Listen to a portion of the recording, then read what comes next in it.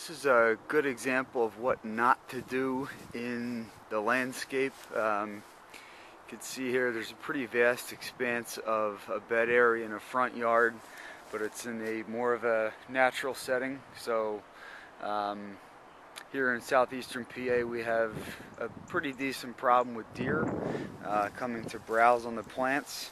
And a lot of these plants in here do exhibit deer browsing. You can see right here at the ends of the stems.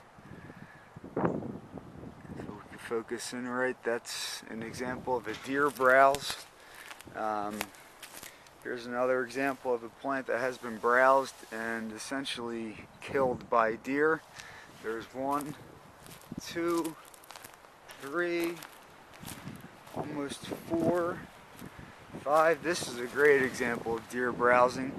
You can see right here the kind of grayish brown.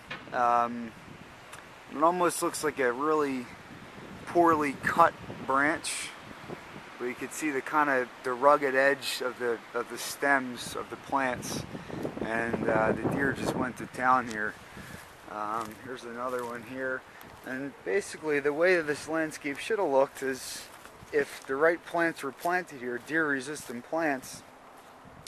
All this should have been real nice and full, and at this point in the season, with the types of plants that were planted here, should have given the client nice color, a little bit more of an intimate feel in terms of privacy and aesthetics. But the types of plants that were selected here just aren't the right plants to use. The other good example here of what not to do is to always take a soil test.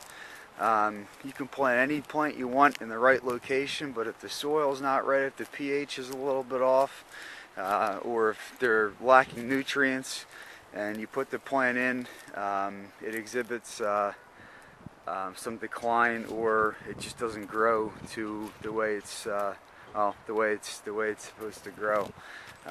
So what we are going to do here at Chris Orser Landscaping is take an inventory of what types of plants that the deer have browsed on, and also take soil samples of different areas on the property, in the beds and in the turf. And we have an in-house soil testing system, so we will test that for the proper nutrients and the pH levels, and then suggest to the client what needs to be done in order to correct this. If there is any conditions in the soil that aren't optimal for plants, we would come in and amend the soil, and then come in and plant deer-resistant plants. So again, as you can see here at this point, the bed is just really looking bare and sparse, and that's because of the deer coming in and eating the plants.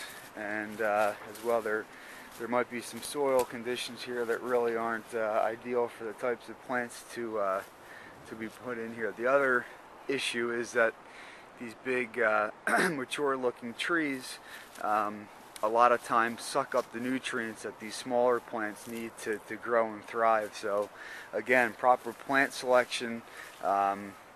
These bigger trees have some implications on the pH and the soil.